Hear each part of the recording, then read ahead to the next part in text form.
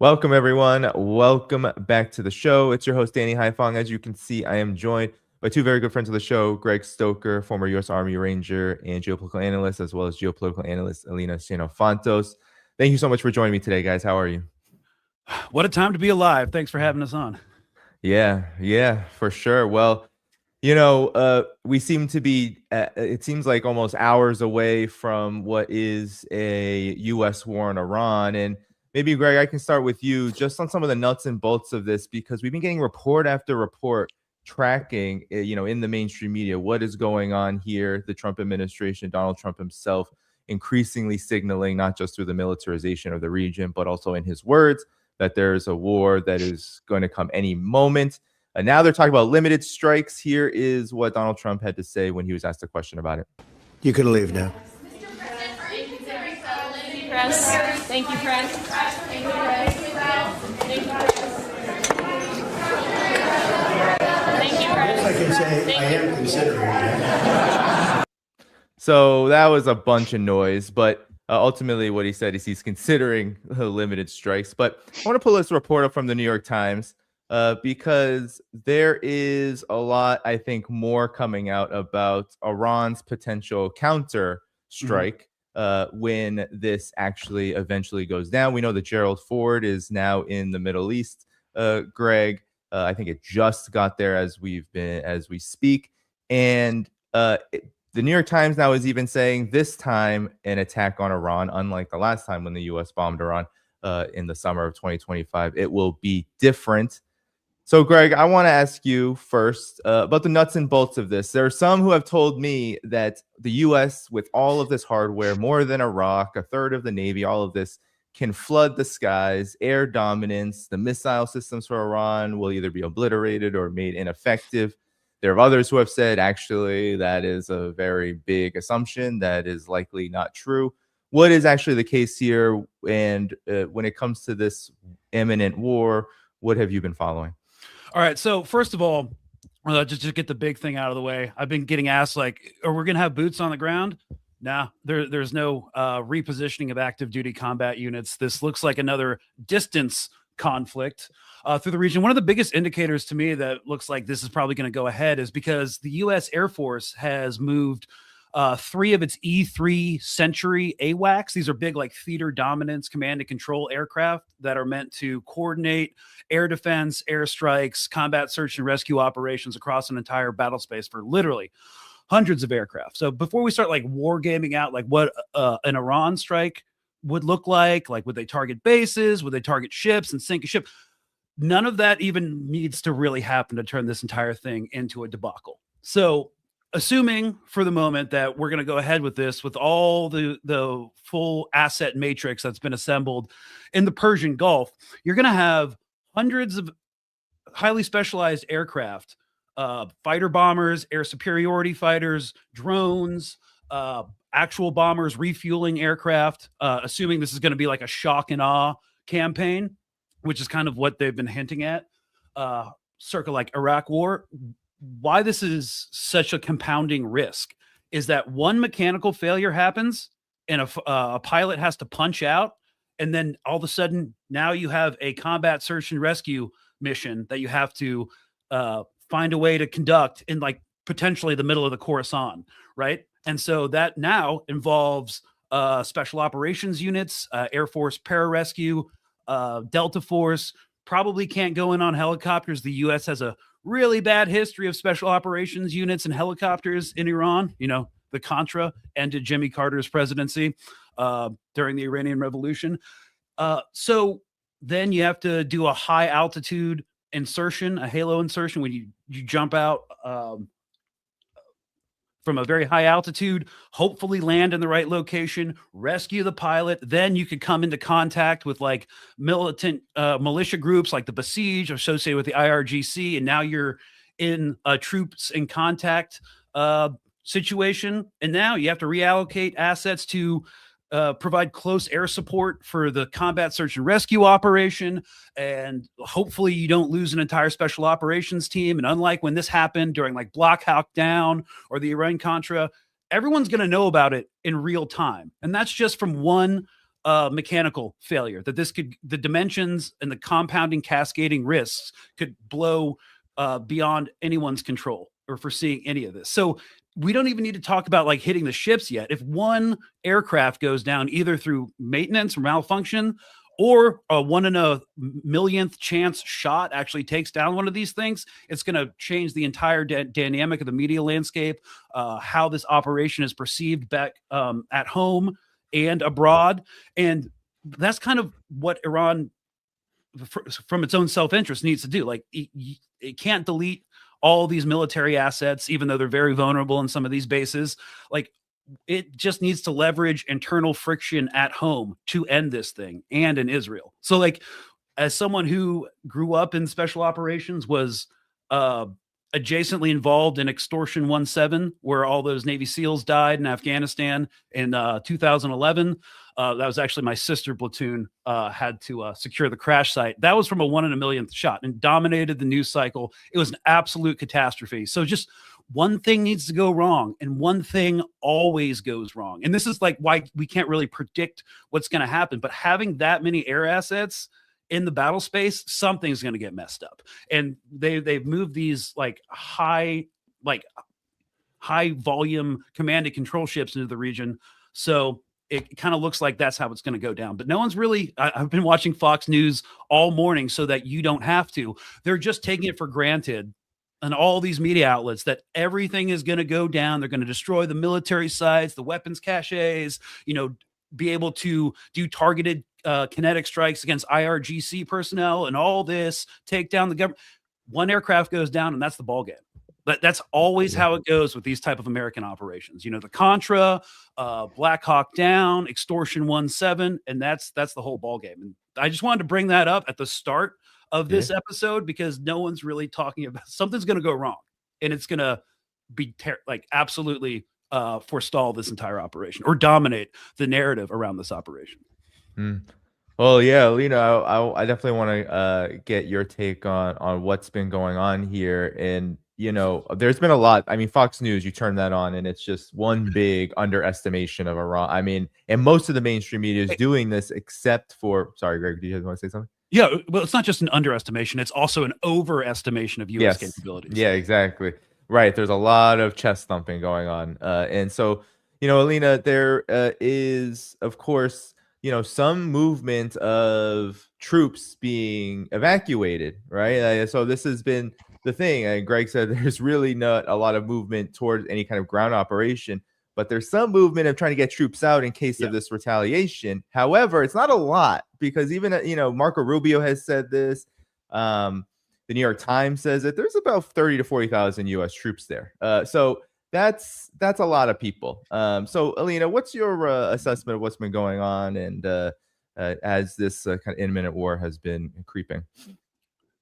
I think it boils down to what Greg actually just interjected and said, and that has to do with basically the United States' own capabilities, especially when it comes to its own, defense capacity, which is actually dwindling and has been dwindling for the better part of the last 2 to 3 years, especially obviously following the war in Ukraine, and obviously the genocide in Gaza, and the way that, but most specifically as well, what happened during the 12-day war, because that is also a really good example for us to be able to assess a little bit with regards to how the U.S. is able to defend its own assets within the region, but also Israel, which, I mean, let's go back to even a couple of weeks ago. There were conversations being had that there were Israeli leading kind of officials that were in talks with, senior U.S. officials. And one of the primary concerns is that Israel itself would be at the receiving end of a lot of, any sort of retaliation from Iran, as well as obviously other assets within the region. And what did we see during the 12-day war in Iran? We saw that even with the all of Israel's defense systems, as well as the, I guess, combined effort of U.S. systems, as well as other NATO allies that had kind of interjected in order to defend Israel against the barrage of missiles that were firing in from Iran, they were still only successful by 80% apparently, and those numbers have been questioned on by various different experts for a plethora of other reasons, and we know for a fact, as reports came out through the CNN, the CSIS, etc. A lot of these think tanks within the U.S. and within Washington have also reported that they have been, the Patriot systems, for example, are down by 25%. In the 12-day war alone, it cost the United States to use up a quarter of its THAAD missile interceptors, and that was just in 12 days in order to defend Israel. Now, what we're looking at in terms of like a more prolonged military operation against Iran, now Iran has made it clear in no uncertain terms that it will target every single one of its assets in the region. I mean, this matters. I mean, we need now Iran to actually hold these promises to be true, because that will be absolutely important when it comes to deterrence for Iran at this stage. Because if that's to be the case, it would actually put a lot of pressure on the American defense systems, and especially on Israel. And they cannot afford, given its own industrial base in the United States at the moment, to be able to mass produce the kind of defense that they need in order to even look at, future conflicts with peers. I mean, they're talking about maybe at some stage even confronting China. This is some of the kind of the rhetoric that's coming out of the United States that I don't really see be plausible. I mean, generally speaking, but more so if they continue down the path of trying to escalate with Iran, that does have the military capacity to be able to actually thwart successfully, at the very least, an American aggression. And I also think it's important to note that when we look at the previous sort of true promise operations, is that Iran has done very little to expose its more advanced technology. It's used a bulk of its old sort of missile system. So there's still a lot that, the United States, although of course there is intelligence operatives inside of Iran, as we have seen multiple times in the last couple of years, there's still an information gap that the United States is gambling on by, I guess, trying to, escalate tensions right now with Iran.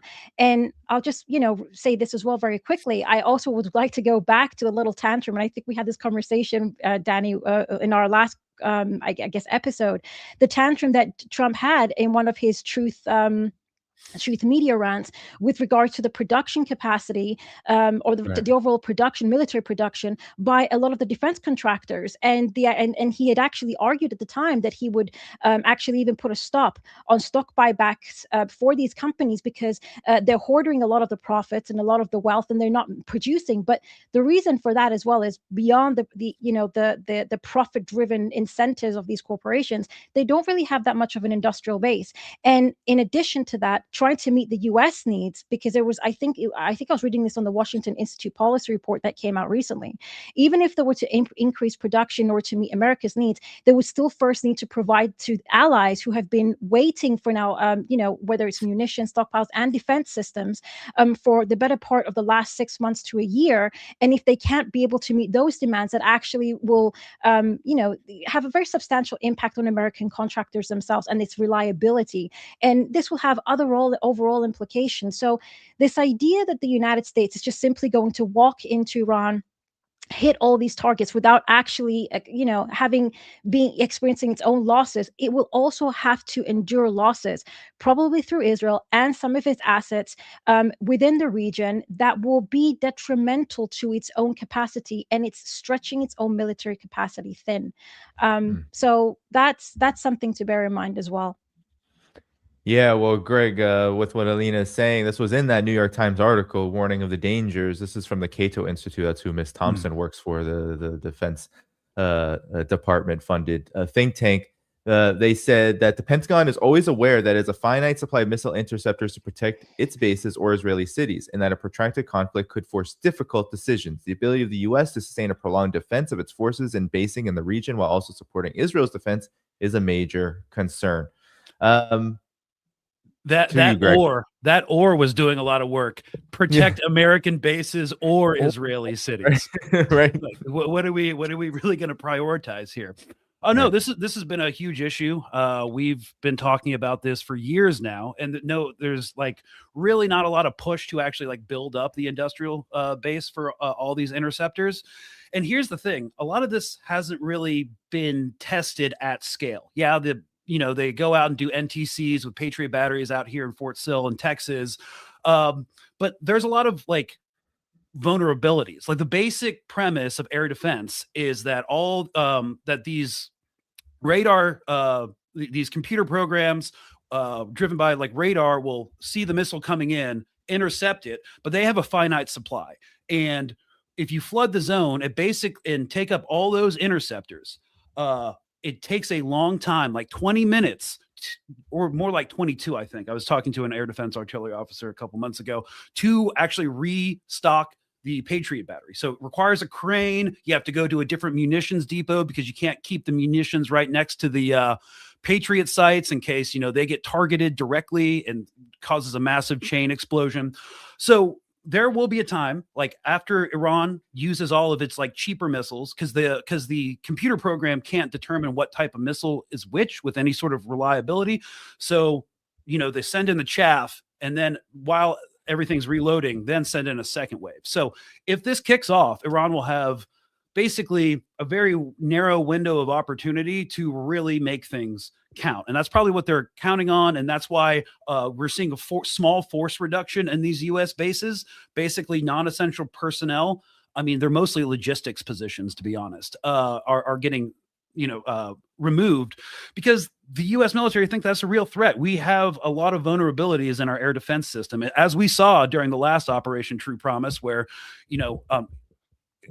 rounds were put on target at like Nevatim Air Force Base, one of their like intelligence directorates in Tel Aviv.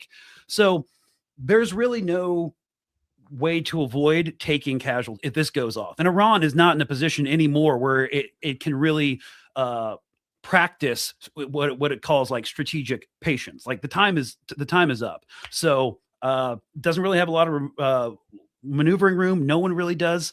Nobody in the region wants this, except probably Israel and some factions of the U.S. government and decision-making apparatus. But there's no way to see where this goes. So this is kind of like, I haven't seen this. I don't think I've ever seen this level of just like strategic irresponsibility. At least there was like concepts of a plan for Iraq and Afghanistan and other interventions. There's nothing beyond this. Like there isn't even like, they're not even pretending for a regime change at this point. It's completely a destabilization and collapse, potential balkanization operation. We can talk more about that, but yeah, there's just no coherent vision or plan coming out of the White House or the Pentagon or even these think tanks that we were referring to earlier. What do you think accounts for that, Elina? Because a lot of people have made note of that the U.S. and its war dealings abroad over the past several decades has not really faced up to a foe like Iran, and has always had to wage war in very specific ways in order to achieve its objectives. It seems like now there's a lot of I even have heard reports that in the Trump administration, there's not even agreement in there about how to do this, when to do it, how to do it, if to do it at all.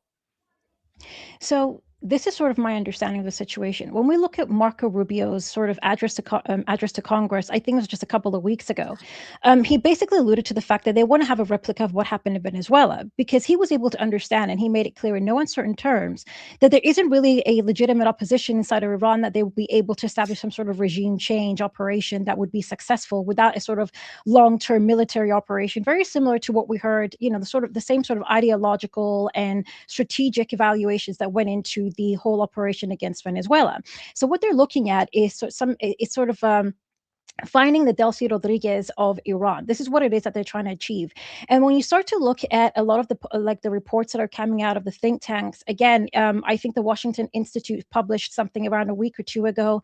If you look at the Washington Institute, they had actually published a piece basically talking about the fact that one of the main objectives behind this operation is not to bring about exactly regime change, but more so to put an extensive amount of pressure upon Iran, but especially upon the IRGC and the leadership of Iran in order to basically cause members of the IRGC to basically turn against the state or to turn against each other, and maybe even against the supreme leader, and to bring about some sort of change, I guess, reform of a transitional change by getting rid of the supreme leader through, I guess, defecting factions within the IRGC.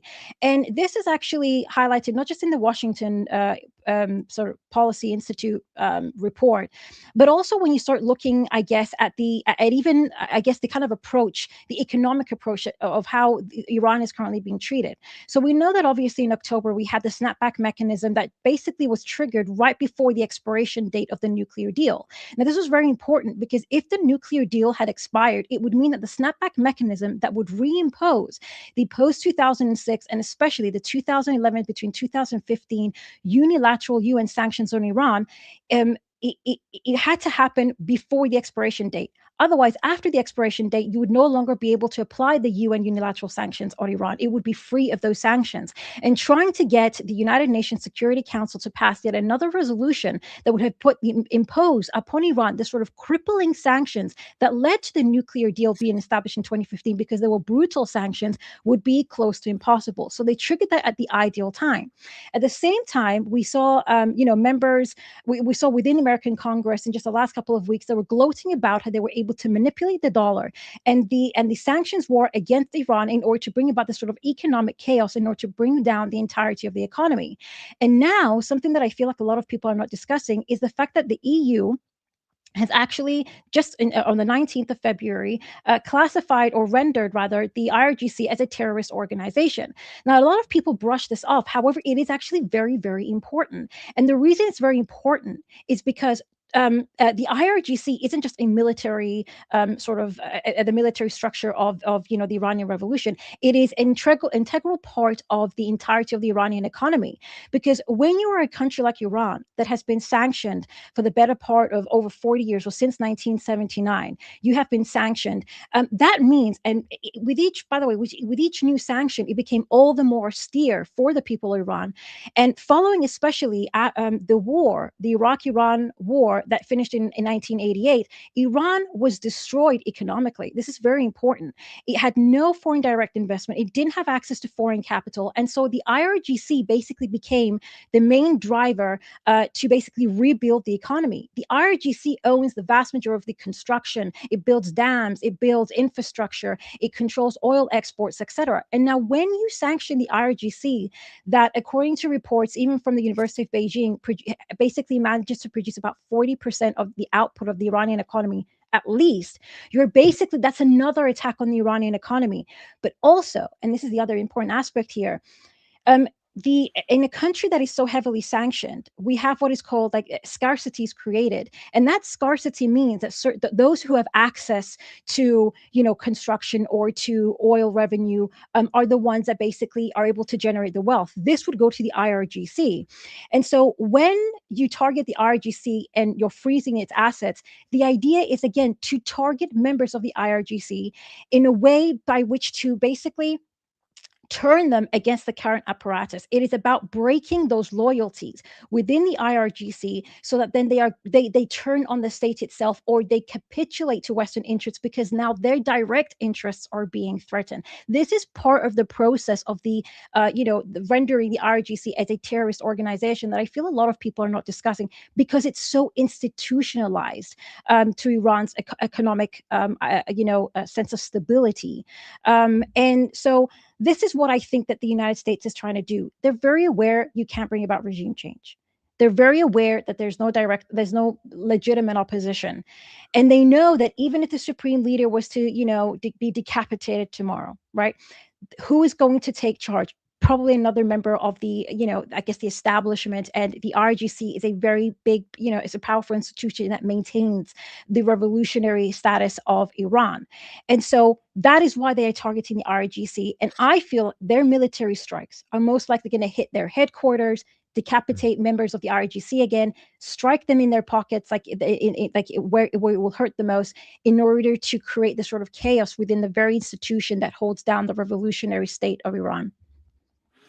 Yeah, great points. Well, Greg, then the question is, given what Elina is saying here, is this an operation for regime alteration or the complete overthrow of the Iranian government? Because I'm wondering if you have followed what might be happening internally in Iran.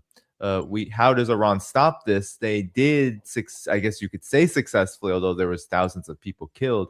They did successfully bring down the fire that was the U.S. Israeli backed so-called uprisings, the proxies that committed horrible acts of violence in the streets of Iran.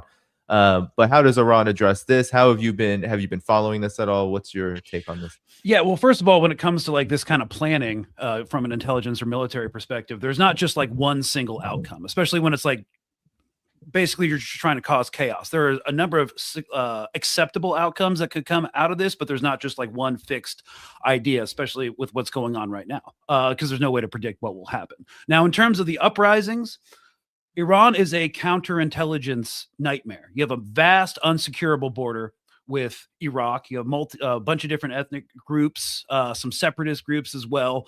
It's basically, it's a vast country with huge population. There's always going to be a spy problem, right? What was interesting about this is if they were going to capitalize on the uprisings, they needed to do this operation then. So because of the uprisings, the IRGC and the domestic intelligence apparatus was able to ferret out, presumably, quite a lot of ops and keep some ops still operational so that you could continue to monitor and track them.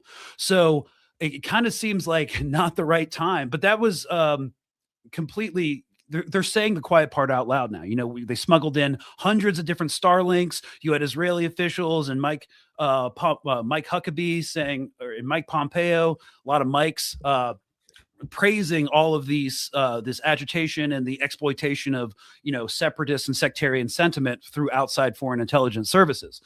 That didn't work. It probably won't. I can't imagine that they'll be able to get that kind of momentum again, especially while they're being actively bombed. A rally around the flag effect always takes place, especially when you do things like bomb hospitals. So I wanted to flag one thing. It was published by Iran International yesterday.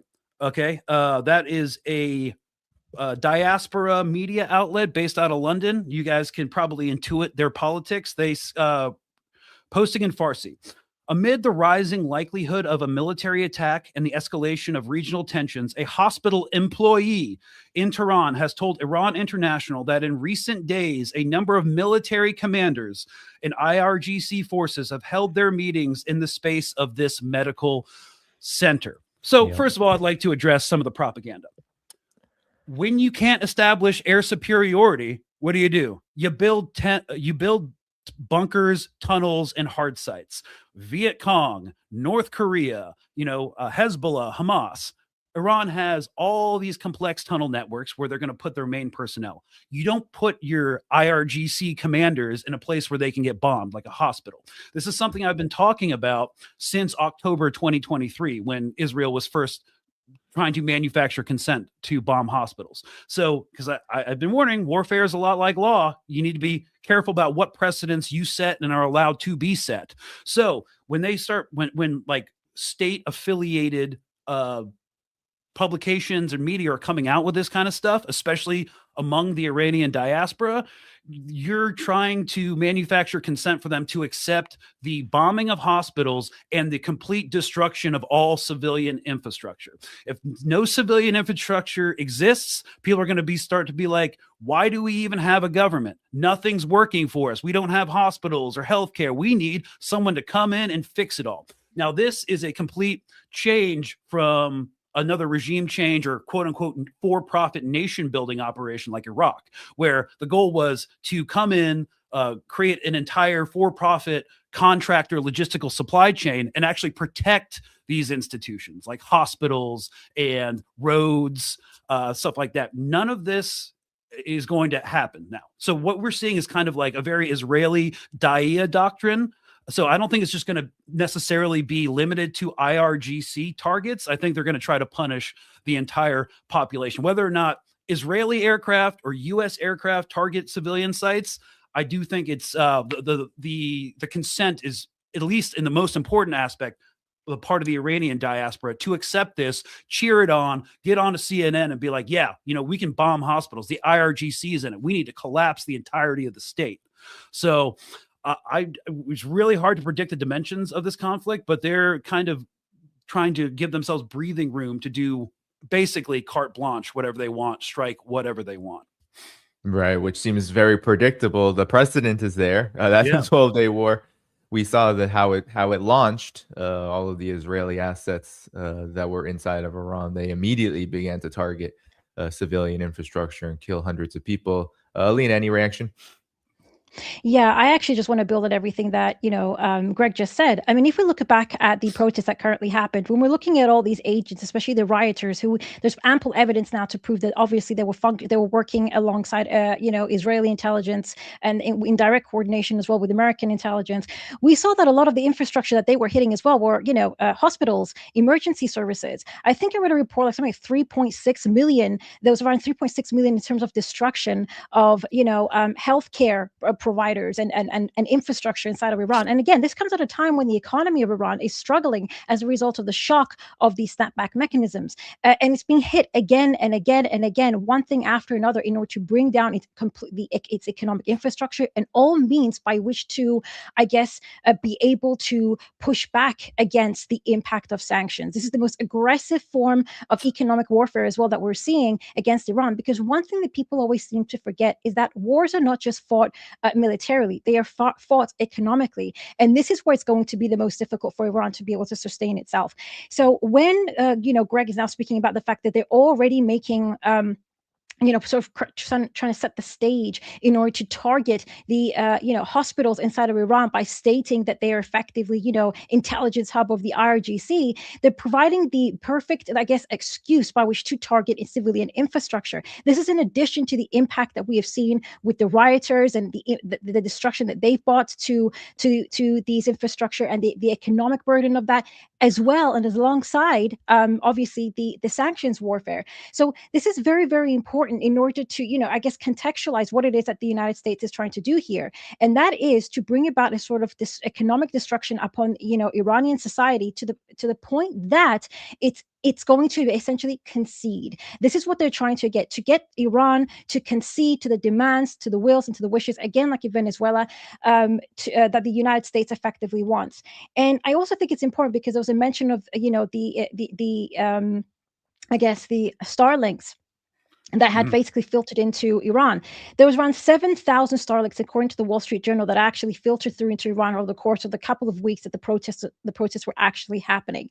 And in addition to that, there are also reports that are coming out, as I think it was from the Cradle media, that had actually found that there's many Kurds now that who are also crossing the border into Iraq in order to fight alongside the Iranian Kurds. So what they're trying to do is, I guess, capitalize on sectarianism, bring about a form of economic destruction to the state that it wouldn't be able to survive, and hit civilian infrastructure, IRGC personnel, target them economically, target the IRGC economically, target the Iranian economy, so much so that effectively they will capitulate to Western demands. And I think this is what it is that they are targeting, and what their objective has been. Because again, and I always want to go back to a report that I had read a while ago. I think it was April last year, and I will mention it again, the mowing the lawn.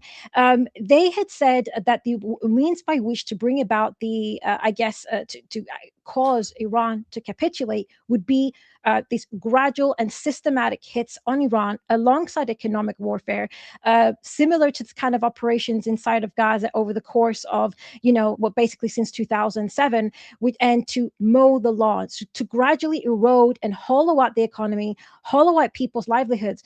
Because if we look at even reports that were published by the Lancet report, for example, which is one of the most prestigious British medical journals, they had called the sanctions against Iran barbaric, that there are hundreds and thousands of excess deaths in Iran as a consequence of them. Imagine the kind of implications and the disastrous effects that this is going to now have on the people of Iran if there's more war, more destruction to civilian infrastructure, and and then you have also the internal intelligence operations, which Trump openly stated he has basically greenlit. So inside of Iran, there's going to be an intelligence war that's going on. There are agents running rampant. They've got Starlinks that are being snuck into into Iran in order to basically coordinate operations inside of Iran. You've got apparently mobilizations of Kurds that are also trying to sneak into Iran in order to breed sectarian violence, in addition to economic warfare. And yeah, the U.S. military that is basically hoarding around Iran and possibly also going to strike Iran.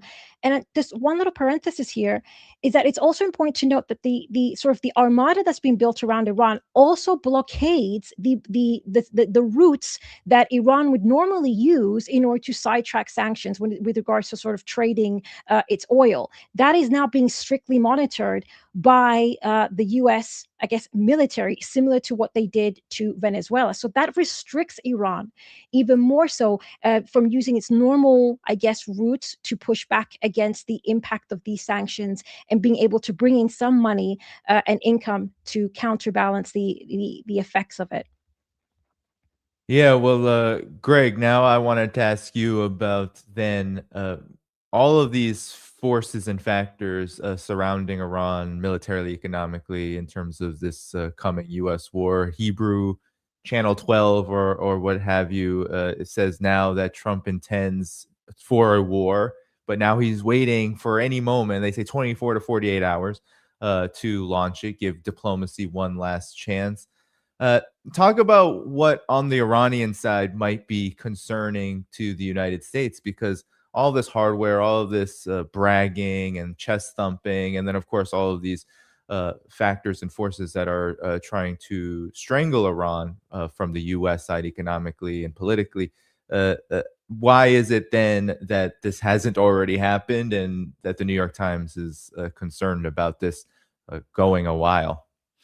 Yeah, well, first of all, I'm always very circumspect when Trump talks about negotiations. You know, there has now been a lot of precedence for him using diplomacy as a cover for political assassination or military action. We can go back to Qasem Soleimani during his first presidency, Ismail Haniyeh in Tehran, the Hamas negotiating team in Qatar. All of that was right after he was like, "Yeah, we're in peace talks and they're making progress," right? So I basically don't put any stock in it. And you know, there's not like a military consensus in the Pentagon with what to do going forward. Again, this is a completely uncontrollable contingency, right? And the idea that stirring separatist sentiment in concert with U.S. military action will somehow like fracture Iran is kind of a bloody fantasy, one that deliberately overlooks how schemes hatched, you know, in large part by pro-Israel neocons have backfired in Iraq and Syria, leaving like absolute chaos in their wake. And this impending war will literally destabilize the globe and all regional neighbors. Like if we are stirring up sectarianism in Iran, Turkey will never brook U.S. support for Kurdish separatists. Similarly, Pakistan, you know, already facing its own Baloch insurgency, will see Western meddling as kind of this direct threat to its territorial integrity. Russia and China, also, we could talk about their security involvement. Russia and Iran are doing joint exercises right now, drone exercises right now. India will similarly reject this policy, and it would absolutely undermine New Delhi's trade and logistics projects in the region, and on and on and on. And one of the things is a destabilized Iran would lead to untold deaths and a migration crisis that would dwarf 2015 Syria. It would be like fertile recruiting grounds for ISIS Khorasan, which would be a great excuse to like heighten more direct U.S. security involvement, contractors in the failed state, and will cause energy shocks across the globe. And Europe will face a self-inflicted energy disaster. And a lot of U.S. troops could potentially die in the opening days of this operation.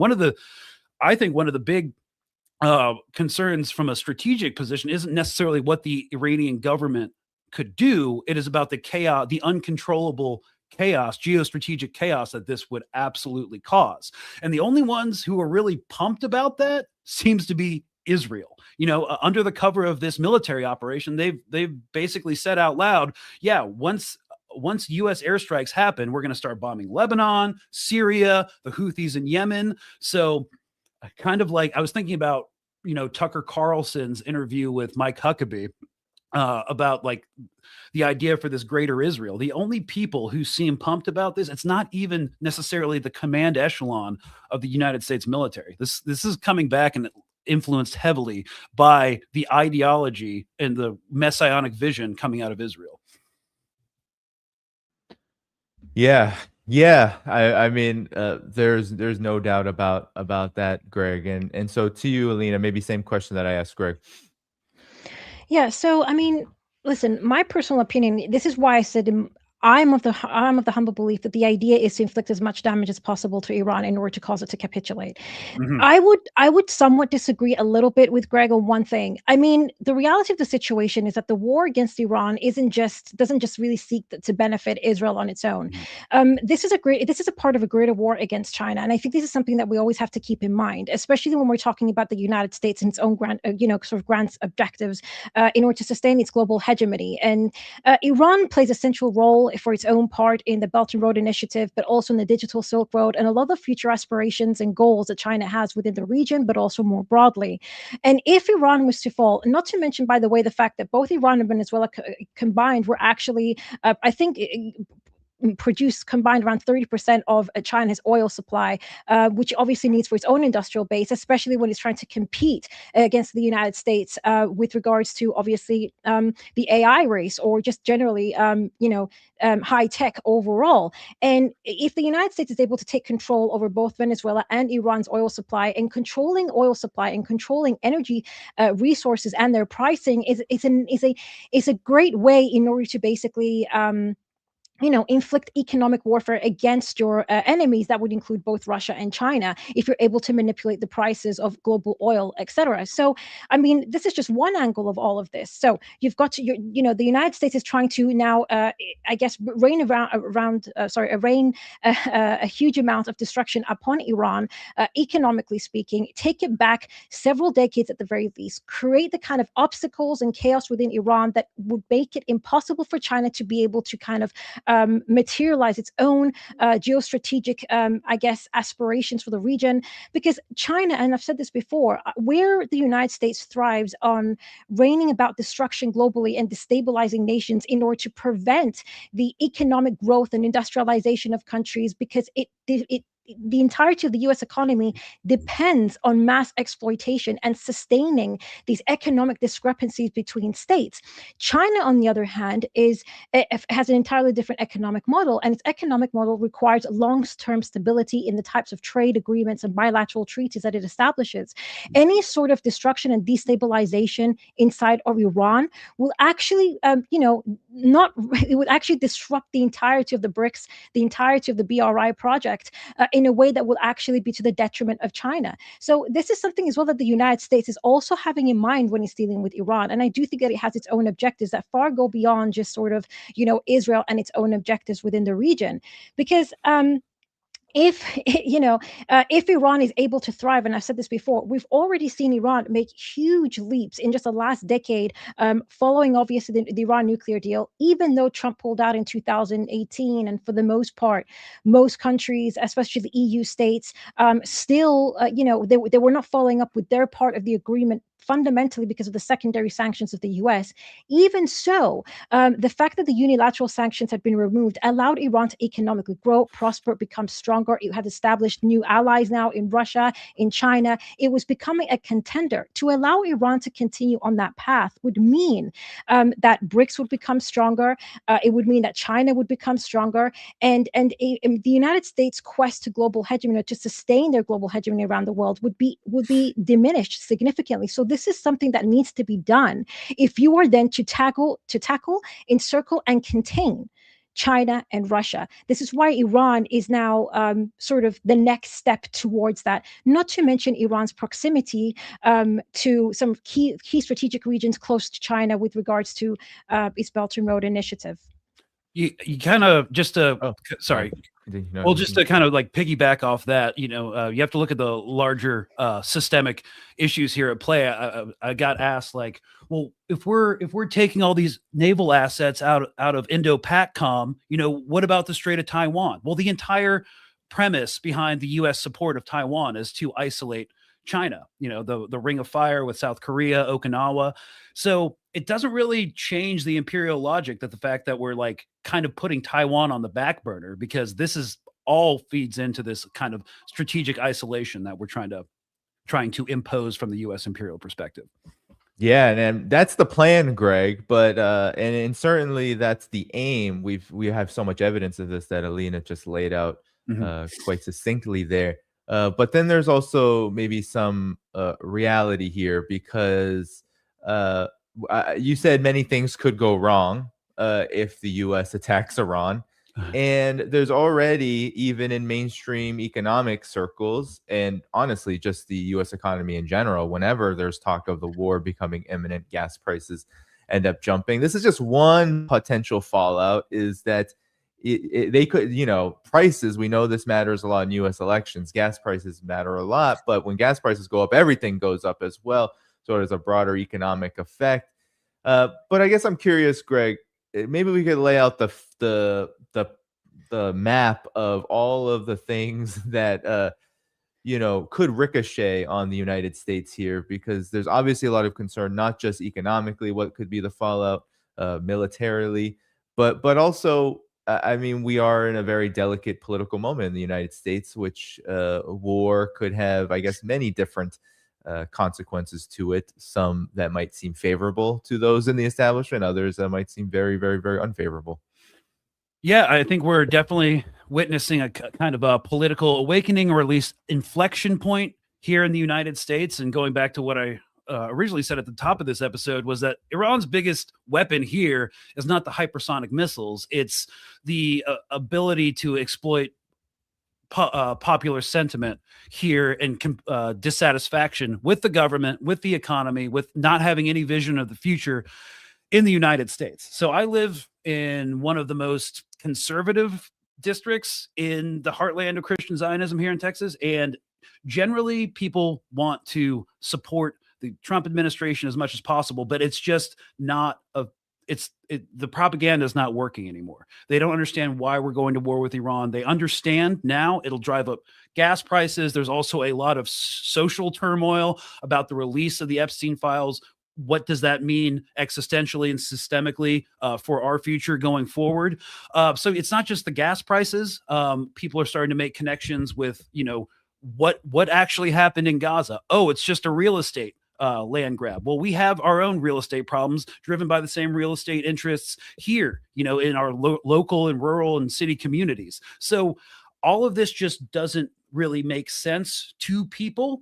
And there's definitely a push for, why are we fighting these foreign interventions? And if one thing goes wrong with this, which something absolutely will go wrong with this, I think you're going to see a lot of upheaval. Now, of course, the American people aren't going to rise up and put a stop to the empire, but it'll just, the material conditions and the contradictions here in our own society will continue to heighten, and there just isn't an appetite. But again, we are kind of in a post-public consent phase of the U.S. empire, and declining empires, and this is the main concern, always are violent, incoherent, and vindictive. And of course, there's larger geostrategic issues at play, but there is actually not a lot of concern within the imperial logic of, ordinary Americans, it seems to me at this point. So we kind of seen that kind of set the precedent for us not revolting. And this is one of the reasons why I think the strike's going to happen, even with no public consent, even though we're not lying about it anymore. They don't care about us. This is all of these wars that we fight are transnational wars against the working class, sanctioning the working class in Iran into oblivion and throwing our own working class under the bus. This is end stage suicidal imperial insanity. Yeah. And Elina, I guess anything you want to react to there, because Donald Trump has said that these strikes could be limited, but then Iran said there's no such thing as limited strikes. You can't just bomb Iran and expect that there won't be consequences to this, not least these economic consequences I said at the top of that question, but to Greg, but also the consequences of Iran, having to strike back. They need to strike back, and they need to strike back quite hard.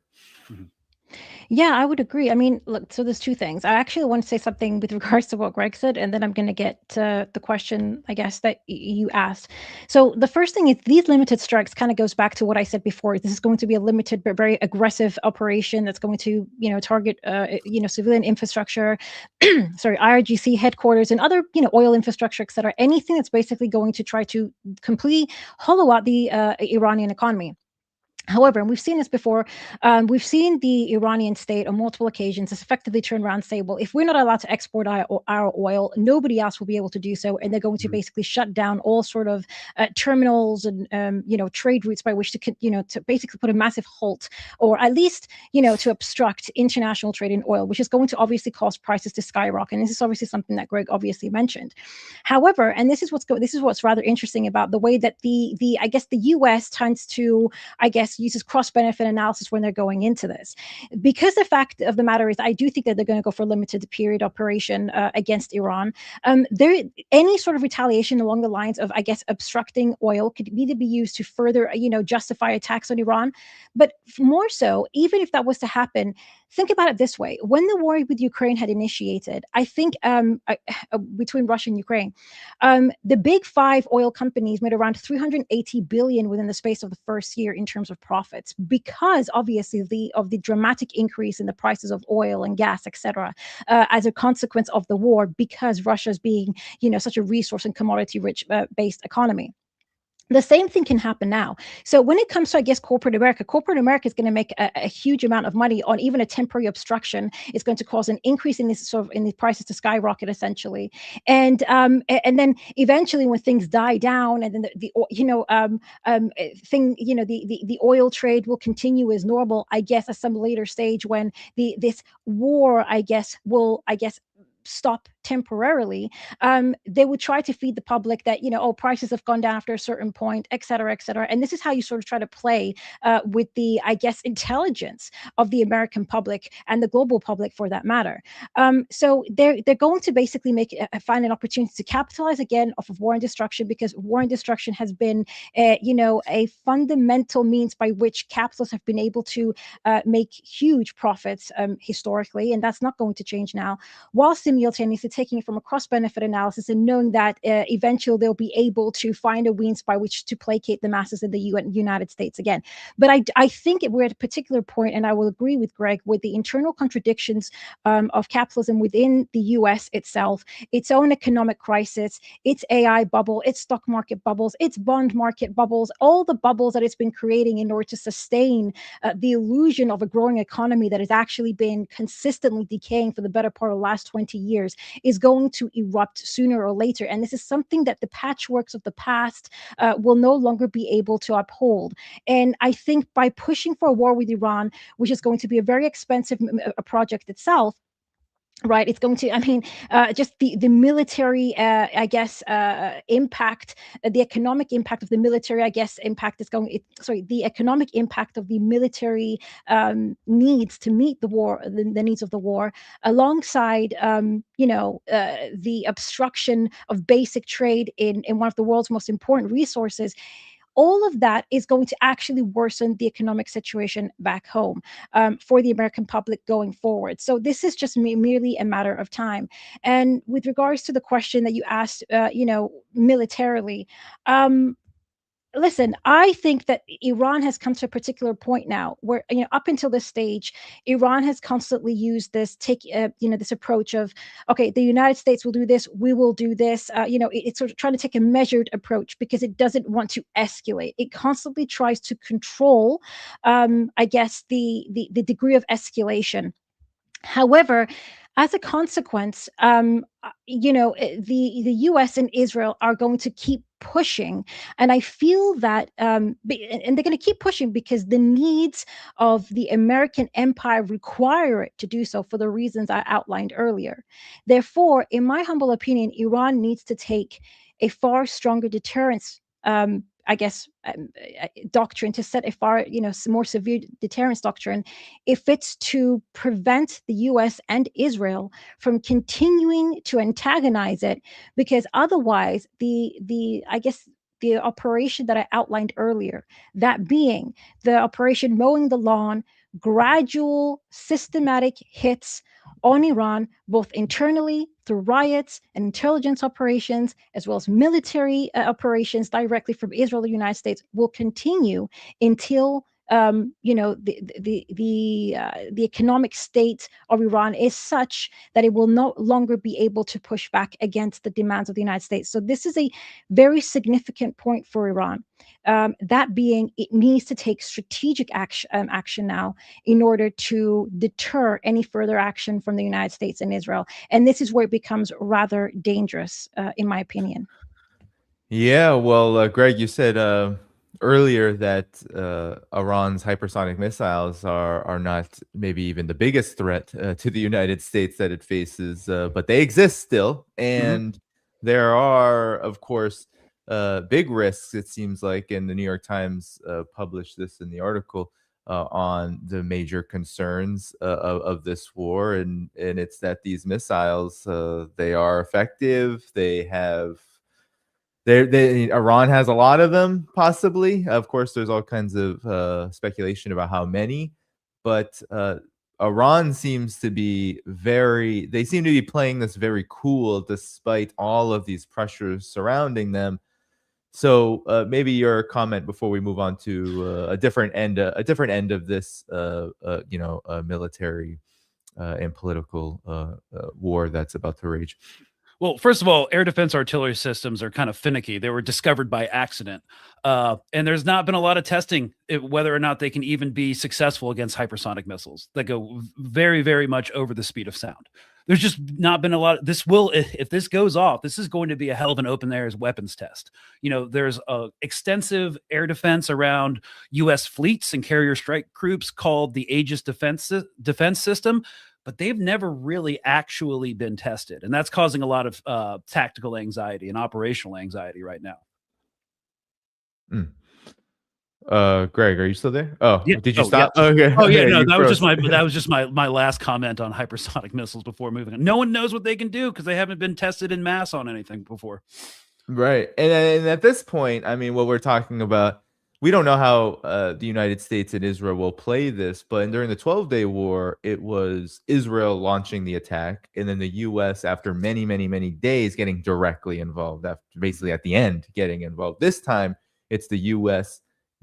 basically throwing everything it has into the region and likely being, at the very least, a major player in the attack that's coming. Yeah, and to be clear, the U.S. was involved in those initial Israeli strikes because they had to get refueled over Iraq and Syrian airspace because F-35s can't make the journey there and back. And we are the only ones that have the Strato tankers that can do refueling exercises. What I'd imagine happening, because if the airspace over Iran during a massive air operation is already going to be clogged with U.S. forces, you're not going to want to introduce another moving part of a foreign military into that. It's already going to be dangerous enough, and things are already going to go wrong enough. So I see Israel potentially using the cover of U.S. air campaign in Iran to act with impunity throughout the entire region. Well, Elina, I wanted to now get your assessment of and then we can talk about this too, the broader implications, because you had mentioned, of course, how important Iran is to China and the Belt and Road Initiative and this, emerging, if not already highly developed multipolar world that China and Russia and Iran are leading. There has been, of course, a lot made of in recent days, and I think this is very dangerous, actually. I've been asking this question to everybody because we're going to see drills, actually. I believe Russia and Iran are the main forces holding these drills in the region, on the Strait of Hormuz and just outside of it. And I'll just pull up what's going on there. Press TV has this video on it, but nonetheless, there will be Russian and maybe even Chinese military hardware in the region when this attack happens. And advisors. Exactly. They'll be there. And so this is, in very, very dangerous in my estimation, but it's just part of the assistance that Russia and China have been providing. There's been a lot made of that assistance, Elina, and I'll just pull up one part of this. There's been a lot made of the defense cooperation, the satellite intelligence, and the naval deployment. I believe there's one of China's most, important intelligence gathering warships actually sailing in the Gulf of Oman, I believe it is. So maybe you can talk about this assistance. I can pull up some. There's been a lot made of the radar capabilities, the satellite capabilities, but that China has been providing to Iran. But nonetheless, Iran is obviously getting help as well as strengthening and getting its own indigenous capacity to defend itself ready. So what's been your reaction to this and how this could be really part of a larger global war that we know have been coming? We've been talking about this every time we've come together. Yeah, this is why I said I think the United States is a little bit out of its water here. For the first reason that I mentioned earlier on, which is obviously we don't really know fully what the capacity of Iran is, because in the former sort of True Promise operations, they use their older sort of missile system. So we really don't know the more advanced technology, what it's capable of. And in addition to that, we know that both Russia and China have, advanced their strategic and defense capacity and, agreements.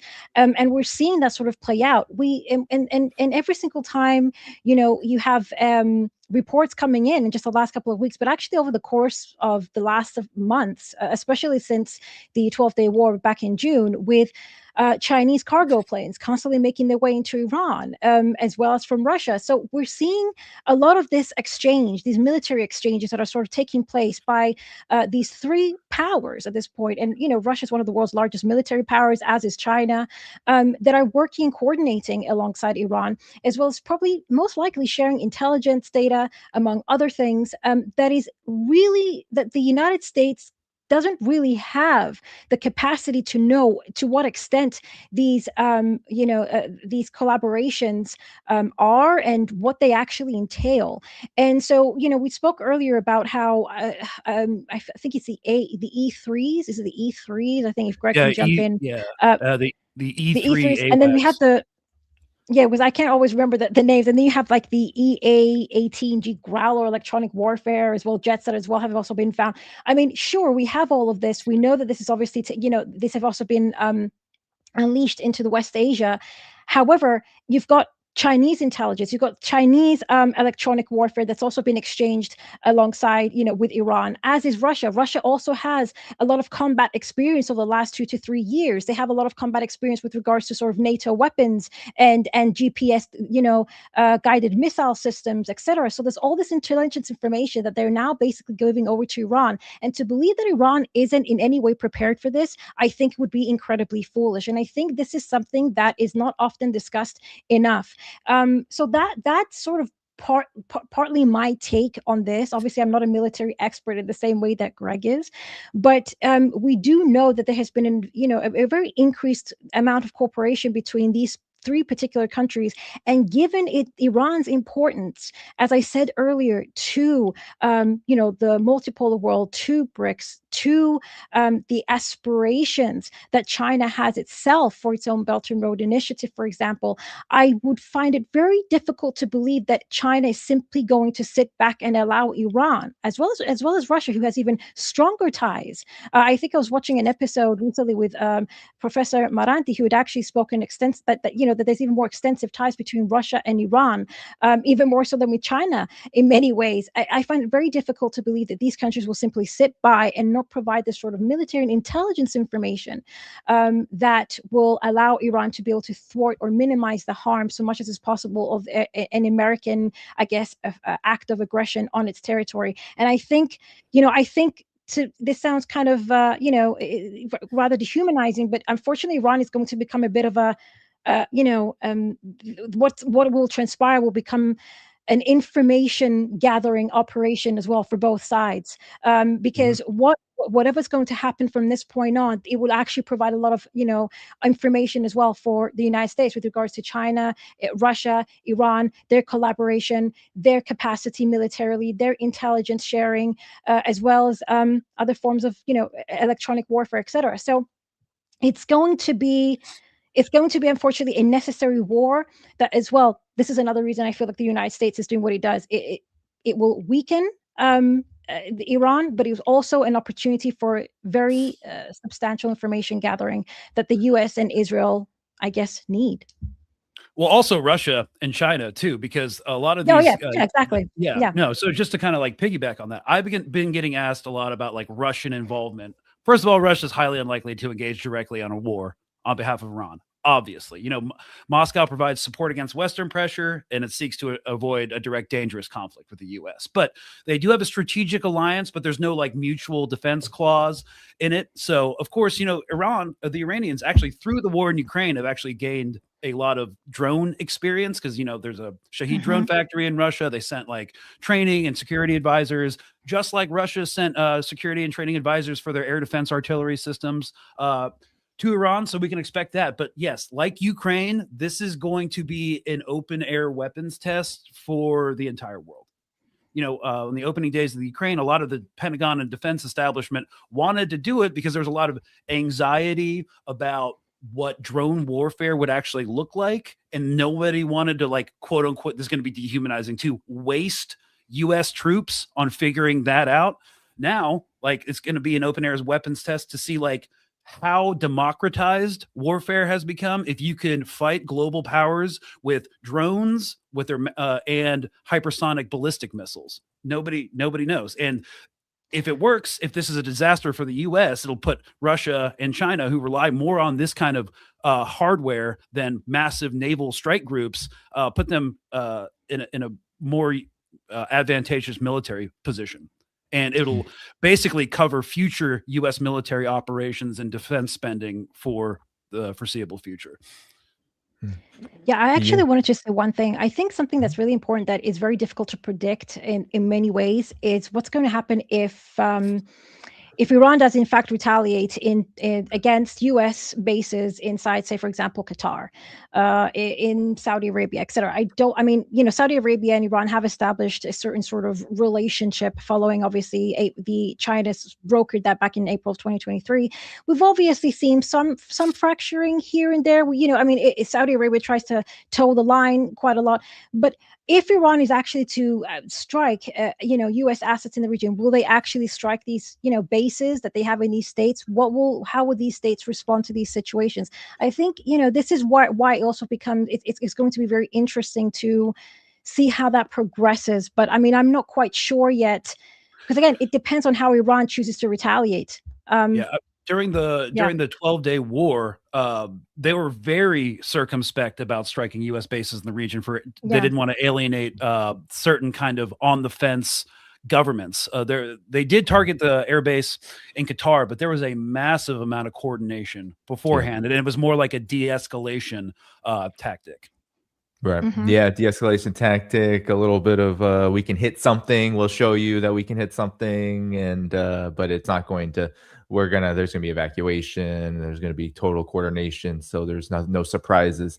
Well, Greg, I wanted to and Alina, of course, you too, share this, because a lot has been made of this because of what China has provided in this way. These kind of satellites that are essentially tracking all of the U.S. Military naval movements that have been made in the region. Here, there's one, the Jilin-1, which is 300 satellites transmitting high definition video in real time. This is all public. This has all been publicly made available by the Chinese companies like Mirza. This network enables continuous monitoring of land and sea, making movements of American and Israeli aircraft carrier groups, defense systems, air defense systems, and aircraft transparent to Iranian intelligence services. A lot of this, though, has also been just made public. Some have speculated that it's a really brilliant information operations technique. I think I sent you that clip from U.S. Air Command. A bunch of Air Force commanders were complaining about chronically online weirdos. It was the CENTCOM. It was from CENTCOM. Yeah, CENTCOM complaining about how they're blowing operational security. But you don't even need chronically online awesome people when the Chinese government's doing it. This is like one of the biggest pitfalls of, from the U.S. imperial perspective. Like, this can't happen in darkness anymore. Like, at the beginning of the episode, if a catastrophe happens, you're going to know about it immediately because Chinese intelligence, these Chinese companies, are going to publish it immediately. So the U.S. loses the information we're surrounding it. It's going to be messy. And I think that is kind of one of the biggest benefits that China can do by making sure that the U.S. can't operate in darkness like it usually likes. So we're entering a new age where, a lot of the stage dressing around U.S. imperialism, they're getting rid of it because they can't uphold it anymore. So they're just like, we're going to do it anyways. But again, public consent in the United States is where the real battleground inside the imperial core is going to happen. Yeah. Yeah, Alina, any reaction to that? And then I can pull up the CENTCOM video. Oh, nothing. I mean, actually, when I was speaking earlier, I was thinking of specifically this video when I spoke about mutual intelligence sharing between China, Russia, and Iran. I was actually thinking of that video. I didn't know if you were going to bring it up or not. Yeah, But I'll pull it up. I have it speaks, now here. Yeah. okay, no, but I mean, this speaks volume. This speaks volumes as to, I mean, this is just the leaked, like the information that was published by China. There's so much more intelligence information, the satellite images, etc., that China is capable of, because this is what happens when, you've exported your entire capacity. This is part of the contradictions of capitalism, the impacts of globalization that basically pump their supply chains into the global south, creating this superpower through China, who now is surpassing the US in so many of its, of its tech, research and industries now. And they are allies to Iran. And given how integral Iran is, as I said, to China, this information, this assistance is definitely going to help Iran be able to push back against Iran. And against the US, help Iran push back against the US. Sorry. That's why I said earlier, the US doesn't really fully know what it's able to, what it's dealing with. And that was one example. Well, this is Major Claire Randolph, who's the Air Force so salty about not having operational security in the modern age. This is Air Force CENTCOM Chief of Weapons Tactics, Major, what was her name again? Claire Randolph. So I'm going to pull it up here. This is what she said at this forum here, the Mitchell Institute forum. I think a couple of critical challenges specifically for this mission included the major engineering challenge, which General Armacost already talked about. Then we had the force packaging challenge, which is the job. So that wasn't an unforeseen challenge, but it is really complex to do it over effectively a 1.5-day period. And that's simply the job. So it's a challenge, but it's what we do. There are a couple of other challenges that sort of snuck up on us, I think. The first one I want to mention is OPSEC. We talked just now in the last panel about blue AI capabilities, but we didn't spend a lot of time talking about adversary AI capabilities or even civilian AI capabilities. I mean, you've got Twitter feeds of randos that are just studying where our airplanes go and publishing it, consolidating it. Like, if U.S. analysts did some of that, we would consider it secret or maybe even top secret. But that stuff is just allowed on the open internet. So operational security, especially when you're talking about a transnational movement with hundreds of aircraft, is really, really difficult to conceal. So OPSEC is a really big concern. So Greg, those Twitter randos are just outing the U.S. Air Force and CENTCOM's locations. What do you make of this? Again, just going back to my initial point, this is going to be a huge problem going forward. And we're already seeing legislation is going to be introduced to kind of crack down on these kind of social media. There's going to be more internet rules and regulations to stop this, because nothing comes before the supremacy of the U.S. military. And this is actually a massive problem, because you're able to not just adversaries, but people in your own country are able to look at this and be like, hey guys, this is kind of crazy. I don't really understand what's going on here, but why are there so many assets here? Like, is war going to happen? Usually what we've done historically is we do these massive strikes. It hits the New York Times the next day. And then everything moves on. Call it a win. Generally in the past, the U.S. conducts operations where we don't really achieve all of our goals or any of them, but you're still able to put like mission accomplished on an aircraft carrier. Those days are gone. And that's a huge information vulnerability for U.S. military intelligence. And yeah, I don't see them overcoming it without cracking down on the internet as a whole. So we're going to see if this is an absolute catastrophe, which I think it will be, I think we're going to see a massive push to regulate TikTok, social media. Elon Musk is going to crack down on these OSINT accounts. They're going to be seen as domestic terrorists or some sort of terrorist thing. So yeah, I think that's what's coming in the future. Yeah. Specifically because of not just Israel and anti-Semitism, but because of this. Right. Yeah, it seems like there's just nowhere to hide. This was inevitable, right? I mean, the massive amount of hardware, so-called investment, just the money thrown at the military-industrial complex, and all of this. It's inevitable that people are going to be watching you, especially when you have a penchant for waging endless wars. But your reaction to the CENTCOM major there. Yeah, I guess Greg kind of basically said it early on, and this is part of the contradictions of the current state of the U.S.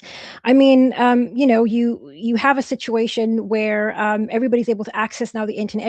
Everybody's able to access this information. Where you have supposedly a liberal democracy, whatever that means for the United States, but now they're going to be cracking down. And I've said this multiple times before: as the crisis in the United States and its global hegemony begins to really ramp up, it's going to completely decay or erode away at its own liberal institutions, basically meaning its own legal institutions, its own constitution, for example, everything that they have been able to uphold up until this point in order to pride themselves on their, free world is going to decay because they're going to have to turn against them in order to crack down on the information that's basically being now made available to the public. They want to control information. And up until, before the age of the internet, let's just say, at least the internet that it is today, they were able to control that information. Therefore, controlling information is able to control the narrative and how that information is phrased and presented to your public.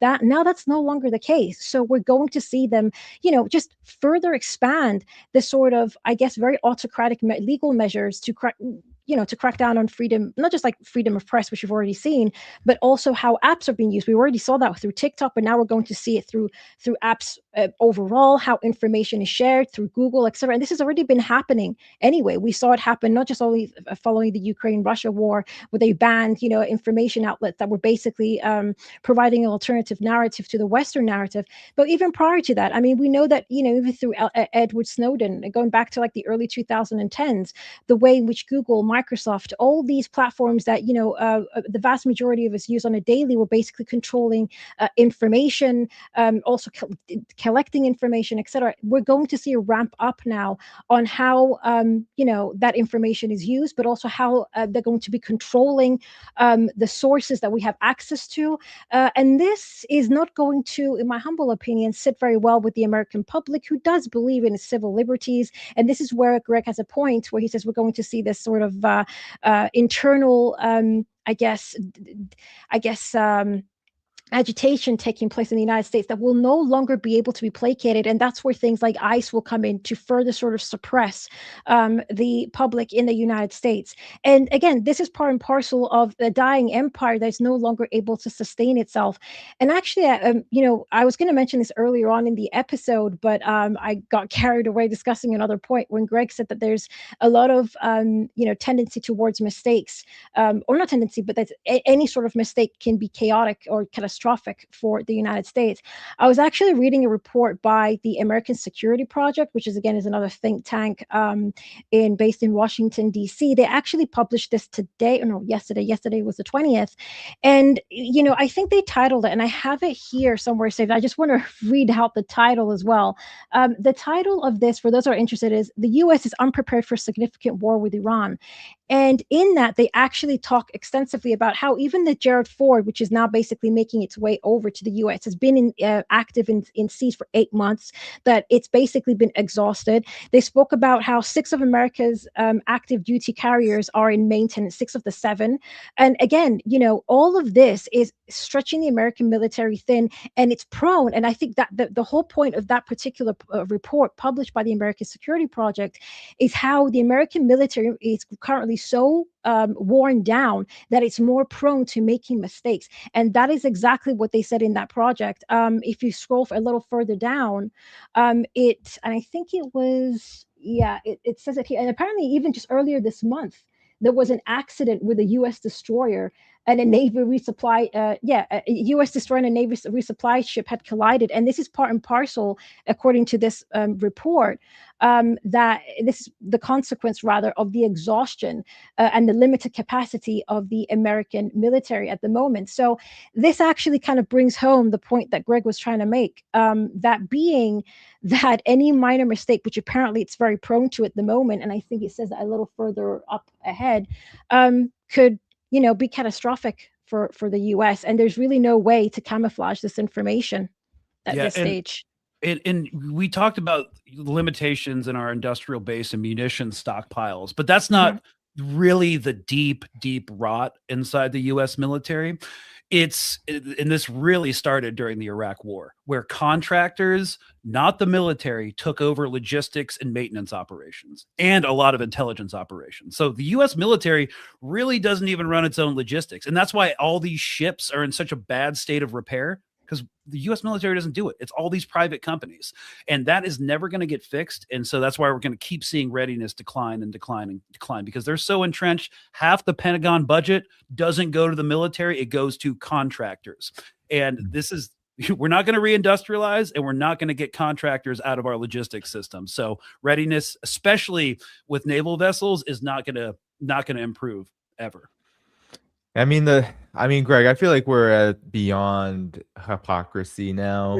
You know, whether it's a CENTCOM major, you know, whether it's this, you know, report that Elina was citing, the way everything is framed is, you know, we can do whatever we want. We can, you know, try to destroy Iran, try to isolate Russia, China, you know, coup whoever we want, as Elon Musk said, do anything we want to do.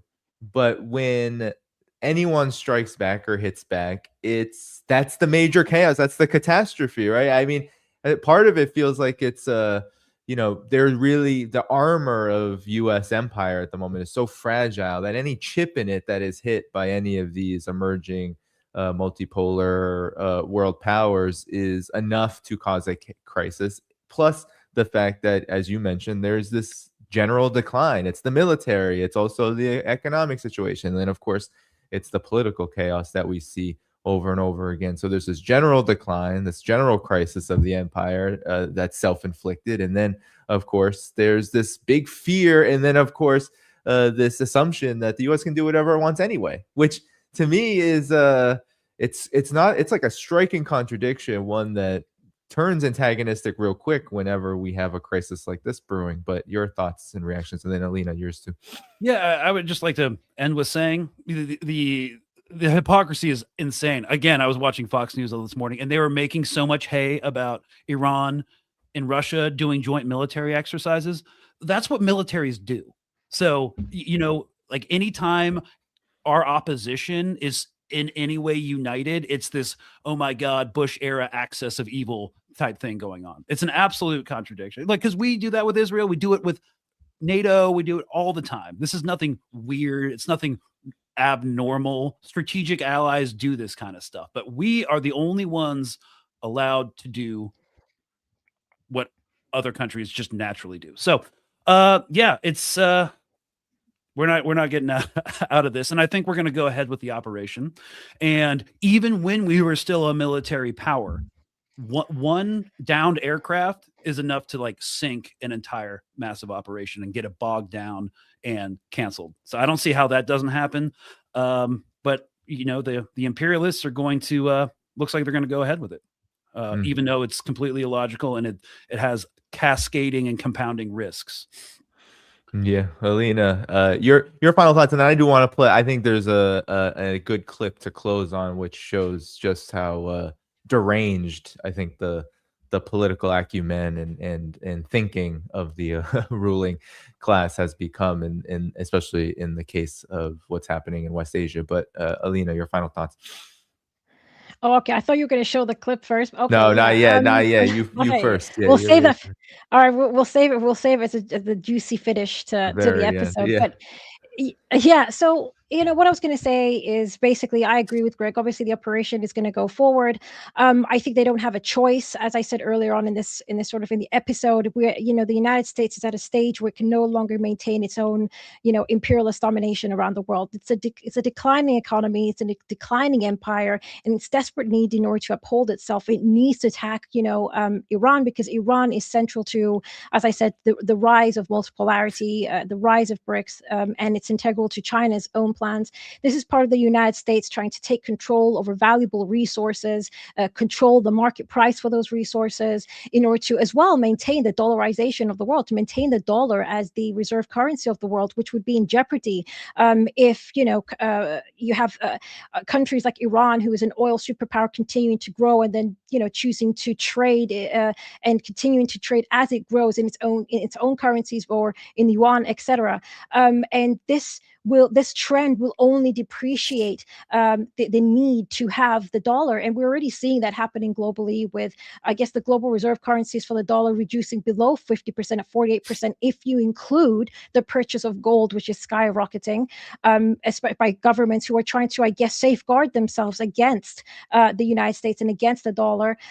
So, this is why, targeting Iran right now, trying to, I guess, break the economy, destroy its infrastructure, sending Iran back, destabilizing the country in order to prevent that growth, and further to prevent China from being able to have a long-standing partner with Iran is part and parcel of the United States' attempt to sustain its own military power, its own power rather. However, as Greg outlined, I just don't think it has the military capacity to be able to sustain a long-term war. I think Iran will, obviously it will suffer its own losses in the process, but so will the United States. So will its military capacity has been stretched thin. Its doctrine of precision over mass for the last several decades, in order to continuously, in terms of its military production, in order to sustain its profit margins, its export of its industries elsewhere, has created a situation where the United States just doesn't have what it takes to be able to carry out the type of wars it once used to. And Iraq, which was, their last, I guess, more major war, I mean, I mean, they didn't even manage to accomplish anything. I mean, in terms of like militarily speaking, even that operation itself was successful because it was dealing with a far weaker opponent. Iran is not Iraq. It will not be able to achieve what it did in Iraq. And the only thing it's going to accomplish is put itself in a far weaker political, military, and economic position, destabilizing its own base within the United States. And so long term, it's a massive gamble that's going to weaken the US, but they view it as a necessary step in order to weaken Iran if they're going to then target China. So it's this is the situation. Yeah, and I just one final point. No, there is no political will to fix the US military. They're just going to keep riding the financialized gravy train into oblivion. Oh yeah, I mean the amount of money, the profits that are coming in from this exact model that you both have been breaking down on the military front is why would I mean we've seen has anyone seen Adam Karp on whatever he's on? He literally says it. He's like, this is great. Like we get to do what we want. And he can afford all the drugs he needs to, keep himself going. It's just absolutely ridiculous. I mean, the great thing about the Epstein files though, and the release is not like all the horrors that were released. It's just like the ruling elites, they're kind of dumb. They're not like brilliant masterminds at all. So just keep that in mind when all this is going down. Yeah, well, I mean, when I think about it, to both of you, I wouldn't want. Greg, I know you have direct experience in the military. I have my father's from when he would tell me about his time in Vietnam. He wouldn't tell me that much because he didn't really like his couple years spent, out there. But ultimately, I wouldn't want to be in the position. The U.S. empire has all this braggadocio, all this hubris. But even for the ruling class, I wouldn't want to be in the position to have to try to defeat 90+ million people who are very fervently for their own sovereignty, have the arsenal at their, at their disposal, and, have already proven that they don't really bluff when they are attacked. So ultimately, it's not a good situation. Plus, not to mention that any kinetic conflict, we know that capitalists do not have thick skin. We know that they have a lot of fears. They don't even like to invest when things are not kinetic. So what happens when this goes off? I think there's a major economic crisis that could happen almost immediately.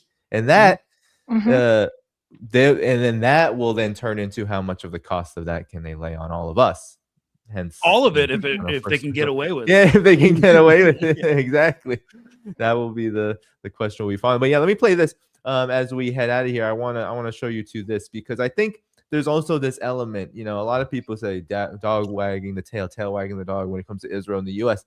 I think when we're talking about it, I think of it as the same animal, and this animal is absolutely, it's lost it. It's completely unhinged because, as you said, Elina, this is the necessary step to take. They can't go anywhere but as fast forward as they would like. But as you all might remember, Tucker Carlson went to Israel. I think he had an interview with Mike Huckabee in the airport. It was a very strange interview.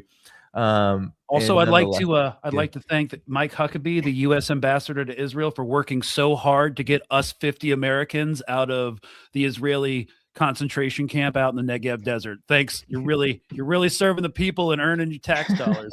Right. Exactly. Jesus.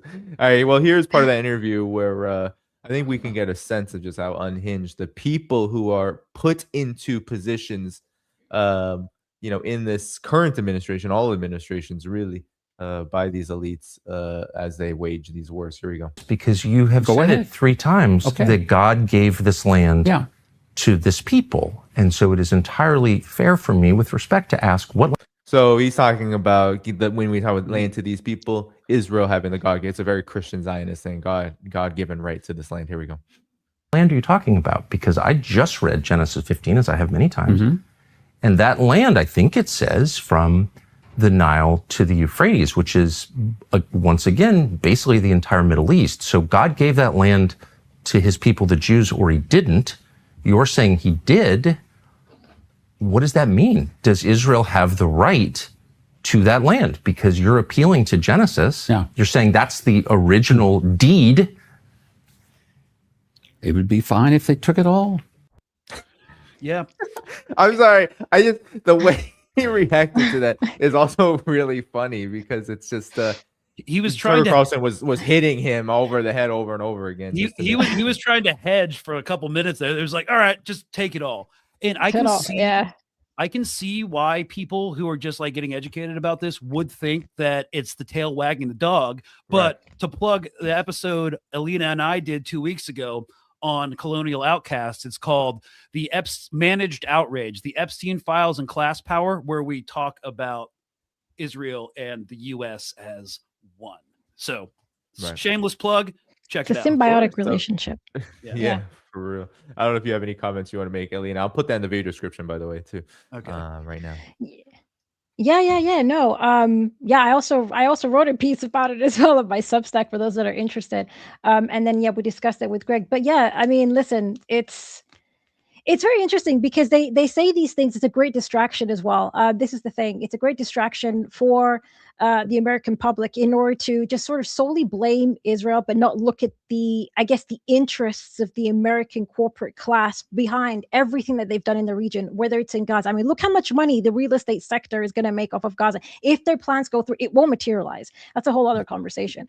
But that's look at the money that they're looking at in terms of like investment, and also how that affects their stock market, which is again artificial growth, artificially inflating the American economy. It's all speculation. That is the basis of the economy. So they need these projects to happen externally in all these different locations, that kind of destruction and rebuilding. And then, we, the American company or the Israeli companies or these defense companies, they're going to come in and they're going to build, construct, or all of this creates a lot of money. I guess the illusion as well of money for the American class, and that's why I've always said like there's a symbiotic relationship. But when you look at a lot of the American political establishment, they almost like to push Israel a little bit forward, and they can hide behind that. Which, if you look at the Path to Persia document that was published in 2009, I think it was chapter 5, if I remember correcely. There's a whole time. Leave it to Bibi, and they'll be at the front lines, and the United States will hide behind it and essentially say, it's Israel, and so the world will blame Israel, but not the United States. It's a very smart tactic that is being used, and Israel has no problem being the one to basically take the hits because they love to act, to I guess play out this megalomania that they have and their own little supremacy lunacy that's going on.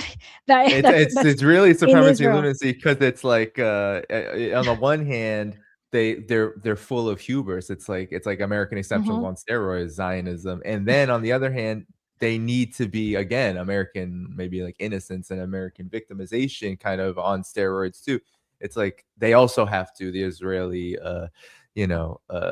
project, they have to also be constant victims. They have to always be a victim. So they love being put out in front because they can get it on both ends, I guess. Yeah, and that's why I love the coup in Guatemala as an example, because we were funding death squads for a long time, and then when we were engaged in more of a soft power war against the USSR, we couldn't be funding the death squads directly, but we still wanted the death squads. So Israel was like, "Yeah, sign me up. We'll do the death squads." Yep. They do the same thing all over the African continent, especially North Africa, Sri Lanka, everywhere, right? Like and so they're all over Latin America too. They have that. What do they have that project now? It's not the. I know they have a couple of projects. I forget its name, but yeah, they're truly. It's just a truly unhinged situation. But I thought that was a great way to close this. I just want to say thanks to all the people who gave new memberships, super chats. A nice one there for you, Elina. I really appreciate all the support. I want to make sure everybody knows that all the places to support Greg and to see Greg and Elina's work is in the video description below. That episode is there about Israel and the U.S. being one animal. I think that's very important. Too many try to debate this one or the other, but I think it truly is exactly that. So everyone, hit the like button before you go. This was a great conversation. Thanks to both of you. Make sure you go to the video description. After you hit the like button, you can check out Elina and Greg's work. You can also support the work here. Patreon, Substack, or much more. I'll be back next week live. Until next time, everyone, I'll see you soon. Bye-bye.